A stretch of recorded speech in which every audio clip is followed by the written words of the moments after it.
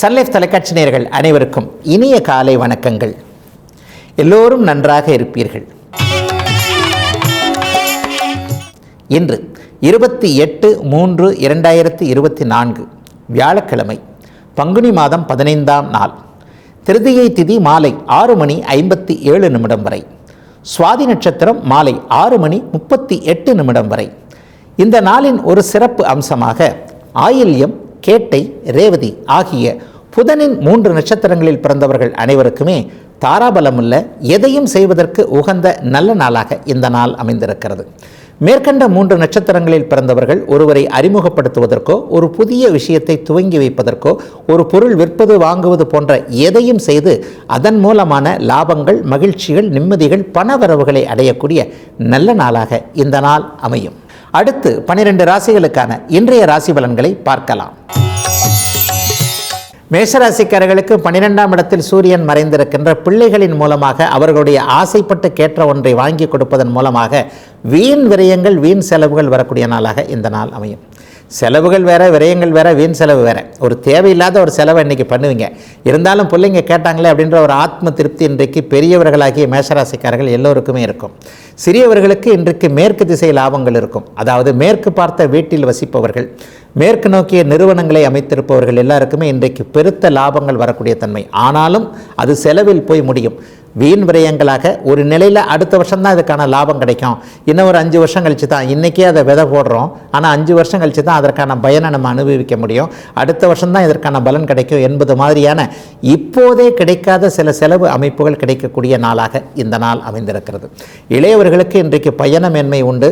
Car, bike, auto, taxi போன்றவைகளை ஓட்டுபவர்கள் அனைவருக்குமே இன்றைக்கு, குறிப்பாக டெலிவரி பாய்ஸ்ன்னு சொல்கிறோம் இல்லையா, அவர்கள் எல்லாருக்குமே இன்றைக்கு வருமானத்துடன் கூடிய வெகுமதியும் கிடைக்கக்கூடிய நல்ல நாளாகவே மேஷராசிக்காரங்க எல்லாருக்குமே அமைஞ்சிருக்குது. பொதுவாகவே ராசியின் அத்தனை சுபகிரகங்களும் இப்போது வலுவான நிலையில் இருப்பதால் மேஷராசிக்காரர்கள் அப்படி ஒன்றும் பெரிய அளவில் கீழே போய்விட மாட்டீர்கள் என்பது போன்ற ஒரு நல்ல நம்பிக்கையும் பணவரவும் கிடைக்கக்கூடிய யோக நாள் மேஷத்திற்கு இன்று. ரிஷபராசிக்காரர்களுக்கு லாபத்தில் சூரியன், அப்பாவால் இதுவரைக்கும் இல்லாத அளவிற்கு நல்லவைகள் நடக்கக்கூடிய யோக நாளாக இந்த நாள் அமைஞ்சிருக்கு. அப்பாவின் பேரில் மன வேற்றுமை, மன கருத்து வேற்றுமை, அப்பா மேலே குறைகள் இருந்தவர்கள், அப்பா நமக்கு எதுவுமே நல்லதாக செய்கிறதில்ல, அம்மா தான் வீட்டை கவனிச்சுக்கிறாங்க, அம்மா தான் குடும்ப பொறுப்பு, குடும்ப தலைவர் அப்படின்னாலே அது அம்மாவாக தான் இருக்க முடியும். அந்த அளவிற்கு அப்பா எல்லாவற்றிலும் ஒதுங்கியே இருக்கிறார், சரியாக செயல்படலை, அல்லது சில பல வழக்கங்களில் இருக்கிறார், அல்லது அவருடைய கெப்பாசிட்டியே இவ்வளோ தான். இந்த மாதிரியான தந்தையின் மீது குறை கண்டிருக்கக்கூடிய அத்தனை ரிஷபராசிக்கார இளைய பருவத்தினர், நடுத்தர வயதினர் அனைவருக்குமே ஏதாவது ஒரு நிலையில் அப்பாவாலையும் இது முடிஞ்சதே அப்படின்ற மாதிரியான ஒரு நல்ல நம்பிக்கை, நல்ல எண்ணங்கள் வரக்கூடிய யோக நாளாக இந்த நாள் அமையும். சிலருக்கு அரசு வேலை சார்ந்த விஷயங்களில் இன்றைக்கு ஒரு நிம்மதியான அமைப்பு இந்த 2 வாரத்துக்குள்ளேயே கிடைக்கக்கூடிய சூழல்கள் இருக்குது. இந்த வருஷம் ஃபுல்லாகவே, இந்த மாதம் ஃபுல்லாகவே அரசு வேலைக்கான முயற்சிகள், படிப்புகளில் எழுதிக்கிட்டு இருக்கிறேன். போன முறை கூட பரீட்சை எழுதினேன், ஆனால் சரியாக எனக்கு ரிசல்ட் வரல. இந்த மாதிரியான ஒரு நிலையில் சோர்வுகளை சந்தித்து கொண்டிருக்கின்ற இளைய பருவத்தினருக்கு அரசு வேலை, 30 வயதுகள் கடந்தவர்களுக்கு தலைமை பதவி என்று சொல்லப்படக்கூடிய மேனேஜர் போஸ்ட்டு அல்லது சீனியர் மேனேஜர் போஸ்ட்டு போன்றவைகள் கிடைக்கக்கூடிய நல்ல நாள் என்று. மிதுன ராசிக்காரர்களுக்கு 3ஆம் அதிபதியான சூரியன் இன்றைக்கு 10ஆம் இடத்தில் இருக்கிறார். சூரியன் 10ஆம் இடத்தில் இருப்பது மிகப்பெரிய சிறப்பு. ஆனால் அதே நேரம் அவர் ராகுவோடு சேர்ந்து கொஞ்சம் பலவீனமாக இருக்கிறார். முயற்சிகளுக்கு பிறகு தொழில் வேலை அமைப்புகளில் நல்லவைகள் நடக்கக்கூடிய நாளாக இந்த நாள் அமைக்கும். என்னங்கய்யா முயற்சிகளுக்கு பிறகு அப்படின்னு சொன்னீங்கன்னா, தானே நடக்கிறது வேற ஒன்று. சில நேரங்களில் ஒரு இன்டர்வியூக்கு போவோம், இன்டர்வியூக்கு வேறு யாருமே வரலன்னு வைங்க, நம்ம தானே செலக்ட் ஆகிடுவோம். போட்டியே இல்லாமல் நம்ம ஏகமனதாக தேர்ந்தெடுக்கப்பட்டார்னு சொல்கிறாங்களா, அந்த மாதிரி நடந்துடும். அதே நேரத்தில் இன்டர்வியூக்கு 100 பேர் வந்திருக்கிறாங்க, இருக்கிற போஸ்ட்டு ஒன்றே ஒன்று, நம்முடைய அந்த தேர்ந்தெடுக்கும் வாய்ப்பு மிக குறைவாக இருக்கிறதுன்னு சொல்லுவோம் இல்லையா, அந்த மாதிரியான அமைப்புகளில் இப்பொழுது முயற்சிகளுக்கு பிறகு வேலை, தொழில் அமைப்புகள் உங்களுக்கு முன்னேற்றத்தை தரக்கூடிய நாளாக இந்த நாள் மிதுன ராசிக்காரர்கள் அனைவருக்குமே அமைந்திருக்கிறது. அதே நேரத்தில் கடந்த காலங்களில் மேலதிகாரியை ஒரு மாதிரியான ஒரு விரோத மனப்பான்மையிலே அணுகினவங்க எல்லாருக்குமே இப்பொழுது மேலதிகாரிக்கும் உங்களுக்கும் நல்ல இணக்கங்கள் வரக்கூடிய சூழல், பெண்களை மேலதிகாரிகளாக கொண்டு அந்த இடத்துல பணிபுரிய முடியாத சூழல்களில் இருந்த மிதுன ராசிக்காரர்கள் எல்லோருக்குமே அந்த பெண்களின் மூலமான நல்ல அபிப்பிராயங்கள் உங்கள் மேலே அவங்களுக்கு உங்களுக்கு அவர்கள் ஏதாவது ஃபேவராக செஞ்சு கொடுக்கக்கூடிய யோக நாளாகவும், பெரியவர்களிடம், உரியவர்களிடம் பாராட்டு போன்றவைகளை பெறக்கூடிய ஒரு நல்ல நாளாகவும் இந்த நாள் மிதுன ராசிக்காரங்க எல்லாருக்குமே அமைந்திருக்கிறது. 10ஆம் இடத்தில் சூரியன் இருப்பது தந்தை சொத்து பற்றிய வில்லங்கங்கள் அமைப்புகளை விளக்கும் என்பதால் பங்காளிகள் போன்றவர்களிடம் கூட சுமூகமாக போகக்கூடிய நல்ல நாள் இன்று. கடகராசிக்காரர்களுக்கு சூரியன் 9ஆம் இடத்தில் அமர்ந்திருக்கக்கூடிய நல்ல நாள். 2ஆம் அதிபதி இன்றைக்கு 9ஆம் இடத்தில் இருக்கிறார். முழு பலன் ஒரு 2 வாரத்தில், இதற்கு போன 2 வாரத்துக்கு முன்னாடியே உங்களுக்கு நல்ல வரவுகள்லாம் கிடைச்சிருக்கணும். ஆனால் கிடைக்கல. ஏன்னு சொன்னால் அந்த சூரியன் ராகுவோடு சேர்ந்து கிரகண தோஷத்தில் இருக்கிறார். எல்லா நிலைகளும், எல்லா கிரகங்களும் ஒரு மாதிரியான சரியான நிலைமையில் இருக்கும்போது தான் ஒரு மனிதனுக்கு மிகப்பெரிய நல்ல அமைப்புகள் ஏற்படும். சூரியன் 9ஆம் இடத்தில் இருக்கிறது வலுவான ஒரு அமைப்பு. தந்தைக்கு மட்டும் கொஞ்சம் ஒரு ஆரோக்கிய குறைவுகள், சில பல அமைப்புகள், கருத்து வேறுபாடுகள், தந்தையை பிரிகிறது, அப்பா விட்டு பிரிஞ்சு வேலைக்கு போகிறது, இந்த மாதிரியான அமைப்புகள் இருந்தாலும் அந்த மனிதருக்கு, கடகராசிக்காரருக்கு பணவரவுகள் திருப்தியாக இருக்கணும். ஆனால் இல்லையே, ஒரு 15 நாளாகவே அப்படி ஒன்றும் மனசும் சரியாக இல்லை, பணவரவும் நல்லா இல்லை. கல்லாப்பட்டியை திறந்து பார்த்தா காசை காணமே. வியாபார பெருமக்களாக இருக்கட்டும், தொழில் புரியறவராக இருக்கிறவங்கட்டும், வேலை செய்கிறவங்களாக இருக்கட்டும், எல்லாருக்குமே பொருளாதார முன்னேற்றம், பணம் என்கின்ற அந்த ஒரு சதுர வடிவ காகிதத்தை பார்க்கவே முடியவில்லை என்கின்ற அமைப்பு தானே இருக்கிறது. இது மாதிரியான தோஷ அமைப்புகளில் சூரியன் இருக்கும் பொழுது கொஞ்சம் பணவரவுகள் எப்போவுமே கொஞ்சம் டல்லாக தான் இருக்கும்.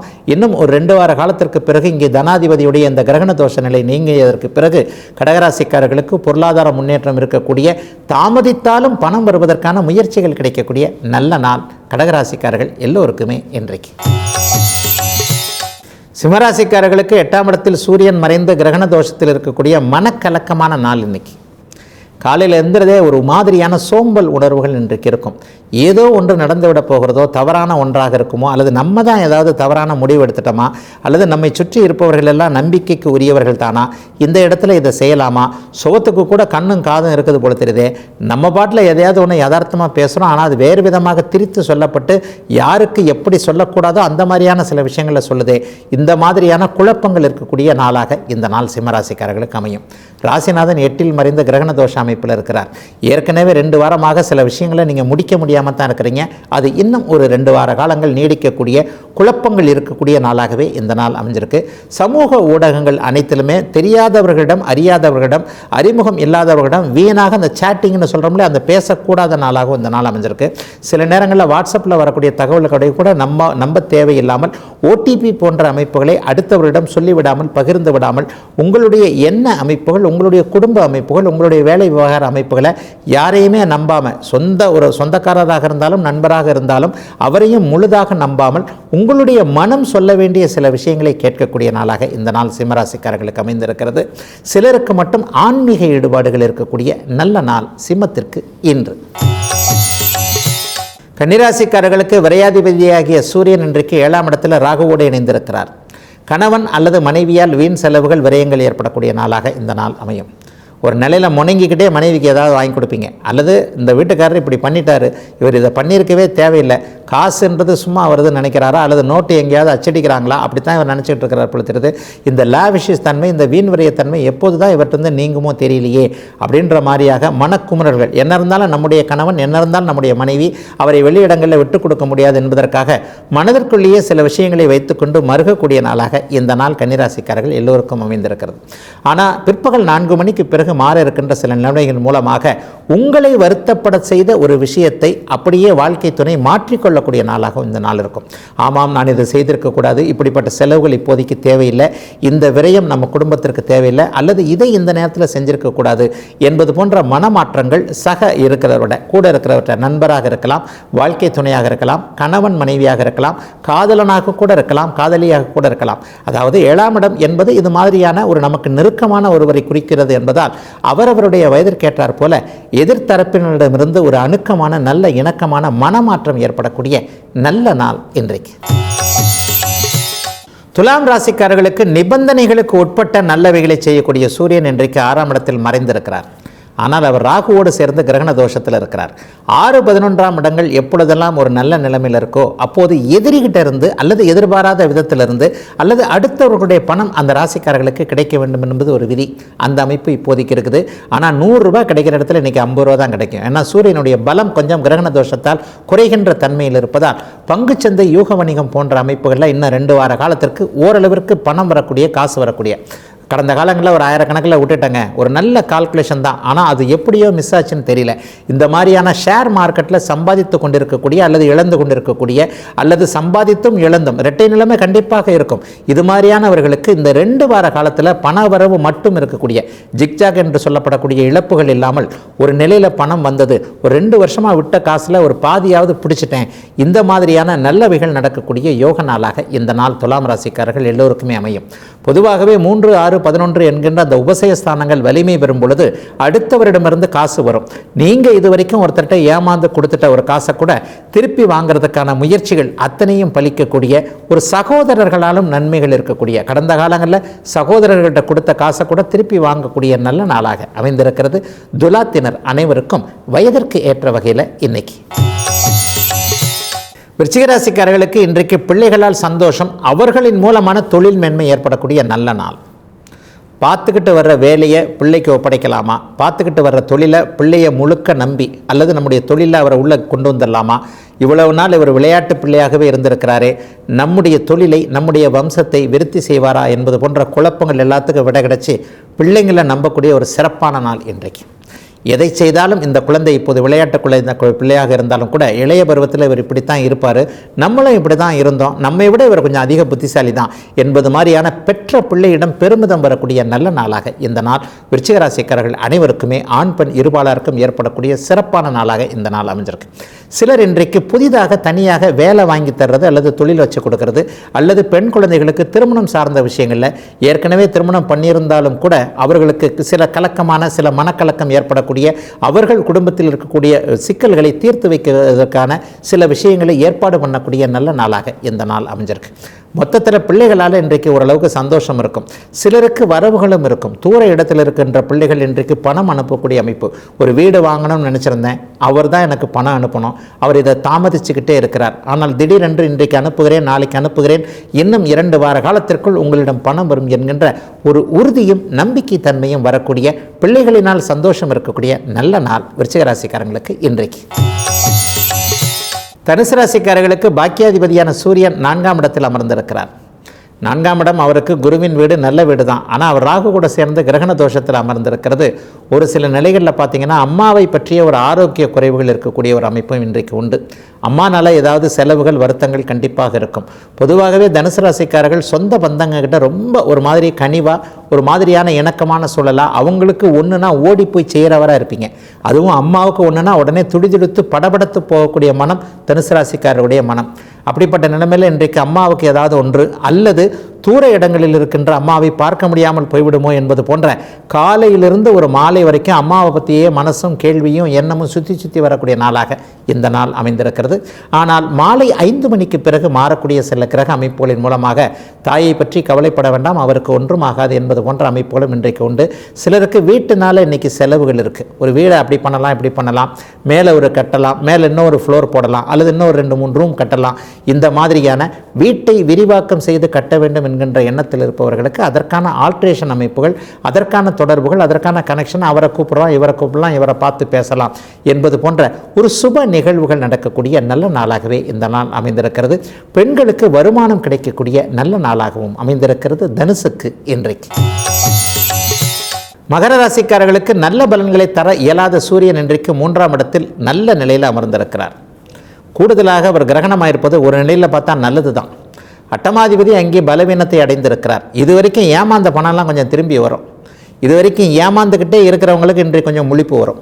ஆகா, இந்த இடத்துல இவர் நம்மளை ஏமாத்துறாரு, நம்ம போய்கிட்டு இருக்கிற பாதை அப்படி ஒன்றும் சரியான பாதை இல்லை, இதனால் வரைக்கும் அப்படியே கண்ணை மூடி அப்படி குதிரைக்கு லகான் அடித்த மாதிரி அப்படியே போய்கிட்டே இருந்துட்டோம் அப்படின்ற ஒரு விழிப்புணர்வுகள் வரக்கூடிய நல்ல நாளாக இந்த நாள் அமையும். யார் நம்பிக்கைக்குரியவர் என்பது போன்ற அமைப்புகள் இன்றைக்கு உறுதியாகும். இவரை நம்பலாமா அவரை நம்பலாமா, இதுவரைக்கும் நம்பிக்கொண்டிருந்தவர் சரியானவர் அல்ல என்பது போன்ற அமைப்புகளும் இப்போது வரும். ஏனென்றால் கடந்த ஒரு 2-3 வருஷமாகவே மகர ராசிக்கு அப்படி ஒன்றும் பெரிய அமைப்புகள் நடக்கலை. அந்த அமைப்புகளிலிருந்து நீங்கள் மெதுவாக விலகி வந்துத்தான் ஆக வேண்டும். ஆக ஒரு தலைகீழ் மாற்றம் ஒன்று ஏற்படக்கூடிய நல்ல நாளாக இந்த நாள் அமைந்திருக்கிறது. குடும்ப உறவினர்களில் கூட இன்றைக்கு இதுவரைக்கும் இருந்து வந்த கசப்புகள் அப்படியே மறந்து நீங்கள் ஒன்றிணையக்கூடிய நாளாகவும் இந்த நாளை சொல்லலாம். குறிப்பாக இளையவர்களிடம் இன்றைக்கு அதிகமான பாசம் வரும். தம்பி தங்கைகள் இதுவரைக்கும் செய்த ஒரு தவறை கூட அண்ணன் அக்காள்கள் பொறுத்து போகின்ற ஒரு நாள். நீரடித்து நீர் விலகாதுன்னு சொல்லுவோம் இல்லையா, தானாடாவிட்டாலும் தன்னுடைய தசையாடும்னு சொல்லுவோமே, அதை போல என்ன இருந்தாலும் இவர்கள் என்னுடைய தம்பி, இவர் என்னுடைய தங்கை, இவரை நான் விட்டே கொடுக்க முடியாது என்பது போன்ற உயர்வு எண்ணங்கள் அண்ணன் அக்காள்களுக்கு வரக்கூடிய விழி திறக்கக்கூடிய நல்ல நாள் இன்றைக்கு. கும்பராசிக்காரர்களுக்கு 7ஆம் அதிபதியான சூரியன் இன்றைக்கு தன வீட்டில் இருக்கிறார். கணவன் அல்லது மனைவி மூலமான லாபங்கள் வரக்கூடிய நல்ல நாள். மனைவி வீடு கணவர்களை தாங்கக்கூடிய நாளாக இந்த நாளை சொல்லுவேன். தாங்கக்கூடியதுன்னா அவருக்காக ஒரு மாதிரி எந்த அமைப்பில் சொல்லலை, அதாவது ஒரு கீழே விழுந்து விடாமல் ஒரு நிலையில் தோல் கொடுக்கக்கூடிய நல்ல நாளாக இந்த நாள் அமைஞ்சிருக்கு. ஒரு மச்சான் இந்த விஷயத்தை செய்து கொடுக்குறேன்னு சொல்லியிருக்கிறாரு, இன்றைக்கே செய்யலைன்னா கூட 2 வாரத்தில் செஞ்சிடறேன்னு சொல்லியிருக்கிறாரு. மாமனார் கூட நம்முடைய எண்ணத்தை, நம்முடைய குணத்தை அறிந்து கொண்டு அல்லது நம்முடைய சூழ்நிலையை தெரிந்து கொண்டு கொஞ்சம் நல்ல விதமாக ஹெல்ப் பண்ணுறதுக்கு முயற்சி செய்கிறார் என்பது போன்ற பிறந்த வீட்டை தாண்டி புகுந்த வீட்டில் இருக்கக்கூடிய பெண்களுக்கு அங்கேயே நிம்மதியும், மனைவியின் மூலமான ஒரு நல்லவைகளும், ஒரு மச்சான் போன்ற அமைப்புகள் உறவுகளில் ஒரு நம்பிக்கையும் வரக்கூடிய அமைப்பு கும்பராசிக்கார ஆண்களுக்கு இன்று முதல் ஒரு 2 வார காலத்திற்கு நல்ல விதமாக இருக்கிறது. சில நிலைகளில் பார்த்தீங்கன்னா அரசு ஊழியர்களுக்கு இப்போது ஒரு பணி அழுத்தம் இருப்பது படிப்படியாக நீங்கும்.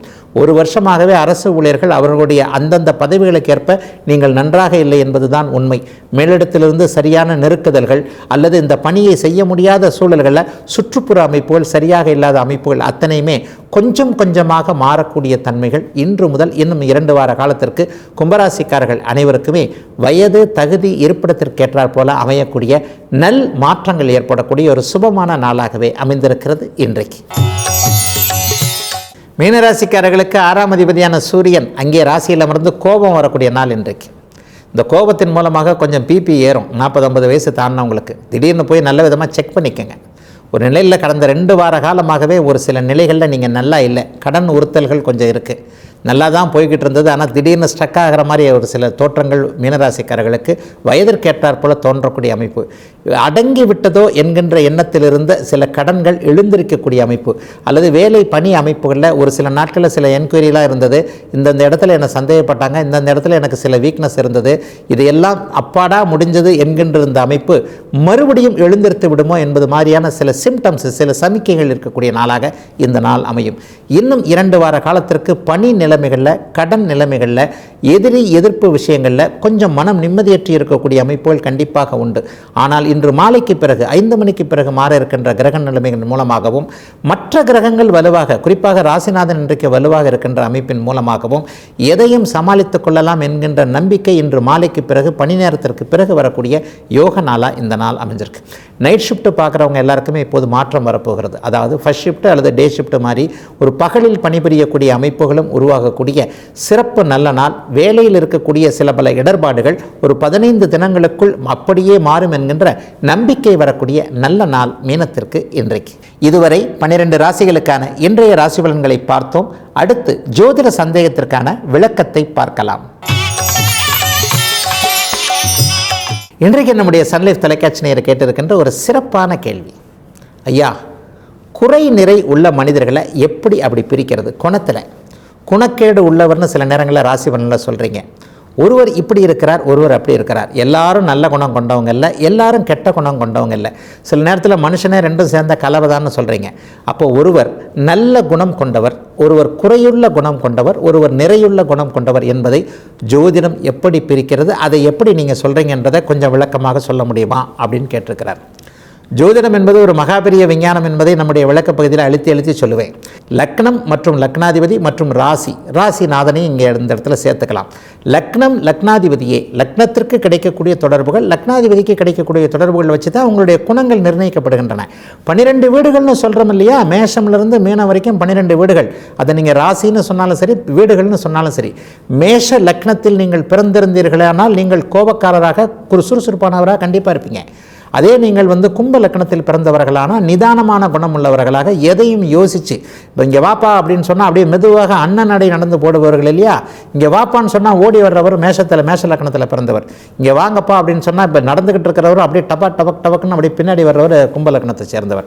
ஆகவே இதை போல குணம், இதிலேயே ஒரு குணம் அமைஞ்சிருது பாருங்கள். ஒருவர் விரைவான குணம் கொண்டவர், ஒருவர் மெதுவான குணம் கொண்டவர், ஒருவர் கோப குணம் கொண்டவர். கோப குணம் கொண்டவர்கிட்ட கொஞ்சம் ஓரளவுக்கு பார்த்தீங்கன்னா நல்லவர்கள், அதாவது எதிர்பார்த்த நல்லது நடக்காதவர்கள் கோபத்தை கொண்டவர்களாக இருப்பார்கள். இருந்தாலும் குணங்களை தீர்மானிப்பது என்பது கலவைகளின் அடிப்படையில் தான் அமையுது. ஆயினும் நான் மறுபடியும் சொல்கிற மாதிரி எல்லாருமே நல்லவர்களே, எல்லாருமே கெட்டவர்களே. அப்போ இந்த மாதிரியான கலவையின் அடிப்படையில் ஒரு சுப லக்னம்னு சொல்லப்படக்கூடிய ரிஷப துலாம் லக்னம், தனுசு மீன லக்னத்தில் பிறந்தவர்கள் எல்லோருமே அந்த லக்னத்தின் அடிப்படை தன்மையான நல்ல குணங்களை கண்டிப்பாக கொண்டிருப்பார்கள். ஆனால் அந்த லக்னத்தோடு சனி செவ்வாய் தொடர்பு கொள்ளும்போது அவர்களுடைய குணங்களில் கொஞ்சம் இரக்கங்கள் கண்டிப்பாக இருக்கும். தேவையற்ற சில விஷயங்கள், தேவையற்ற சில விவாதங்கள், தேவையற்ற மனக்கட்டுப்பாடு இல்லாத பழக்க வழக்கங்கள், தேவையற்ற சில வார்த்தைகளை சொல்லக்கூடியது. இப்போ இந்த சனி மனக்கட்டுப்பாடு இல்லாத பழக்க வழக்கங்களை கொடுப்பார். இந்த 4 லக்கணம் சுப லக்கணம் தாங்க. லக்கணத்தை சனி பார்த்தார், அவருக்கு மனக்கட்டுப்பாடு இருக்காது. இது ஒரு குறையான குணம். அதே நேரத்தில் செவ்வாய் பார்க்கிறார், கொஞ்சம் வார்த்தை அதிகமாக பேசுவார், டக்குன்னு கோபம் வந்துடும். சொல்லில் ஏதாவது ஒரு இடத்துல சொல்லிட்டு அப்புறம் தான் இது பண்ணுவார். அதாவது ஐயா இந்த இடத்துல ஒரு இடத்துல சொல்லிட்டோமே, தேவையில்லாத பேசிட்டோமே, இந்த மாதிரியான எண்ணங்கள் இருக்கும். ஆகவே எந்த ஒரு அமைப்பிலும் லக்னத்தின் அடிப்படை அமைப்புகளை அப்படியே பொதுவாக புரிந்து கொண்டு, மேஷ லக்னம் விரைவான அமைப்பு, ரிஷப லக்னம் நல்லினம் போன்ற அமைப்புகளை குறிக்கக்கூடியது, மிதுனம் புத்திசாலித்தனத்தை குறிக்கிறது, கடகம் தாய்மை தன்மையை குறிக்கிறது, இங்கே சிம்மம் ஆளுவதற்கென்றே ஒரு நிலையில் அதிகாரம் செய்வதற்கென்றே பிறந்தது. இது போன்ற ஒவ்வொரு லக்னத்தின் குண அமைப்புகளை, அந்த லக்னாதிபதியின் தன்மைகளை புரிந்து கொள்ளும் பொழுது பேசிக்காக இவர் இப்படிப்பட்டவர் தான் என்கின்ற அமைப்பு நமக்கு கிடைத்துவிடும். அதனை எடுத்து பார்த்தீங்கன்னா அந்த லக்னத்தோடு யார் யார் தொடர்பு கொள்ளுகிறார்கள். ஒருவேளை ராகுவே அங்கே உட்காந்துட்டாரு, இந்த குணங்களில் பாதி குணங்கள் அப்படியே அடங்கி விடுகின்றன. நல்ல குணமாக இருந்தாலும் பாதி இல்லாமல் போய்விடுகிறது, கெட்ட குணமாக இருந்தாலும் பாதி இல்லாமல் போய்விடுகிறது என்கின்ற ஒரு ஜோதிடத்தை லாட்டரல் திங்கிங் என்று சொல்லப்படக்கூடிய ஒரு நிலையில் முரண்களாக புரிந்து கொள்ளும் போது குணம் நிறையாக இருக்கிறவர், குணம் குறையாக இருக்கிறவர் என்கின்ற ஒரு கேரக்டர் அனலைசேஷனை கண்டிப்பாக ஜோதிடத்தில் சொல்லிட முடியுங்க. ஆகவே 12 லக்னங்கள் எப்படி இருக்கின்றன, அந்த 12 லக்னங்களின் அதிபதியாக நீங்கள் பிறந்த லக்னாதிபதி எப்படி இருக்கிறார், உங்களுடைய லக்னத்தோடு சனி செவ்வாய் எந்த கிரகம் தொடர்பு கொள்கிறது, சுபர் தொடர்பு கொள்கிறாரா, பாவர் தொடர்பு கொள்கிறாரா, அந்த சுபரின் குணம் என்ன, அந்த பாவரின் குணம் என்ன என்பதை கொண்டு, இந்த காம்பினேஷன் என்று சொல்லப்படக்கூடிய கலவைகளை கொண்டு நீங்கள் குறையுள்ள குணமா நிறையுள்ள குணமா என்பதை துல்லியமாகவே சொல்லிவிடலாம். இதுவரை 12 ராசிகளுக்கான இன்றைய ராசி பலன்களையும் ஜோதிட சந்தேகத்திற்கான விளக்கத்தையும் பார்த்தோம். மீண்டும் நாளை காலை இதே ராசி பலன் நிகழ்ச்சியில் உங்களை சந்திக்கும் வரை உங்களிடமிருந்து விடைபெற்றுக் கொள்வது உங்கள் ஜோதிடர் ஆதித்ய குருஜி.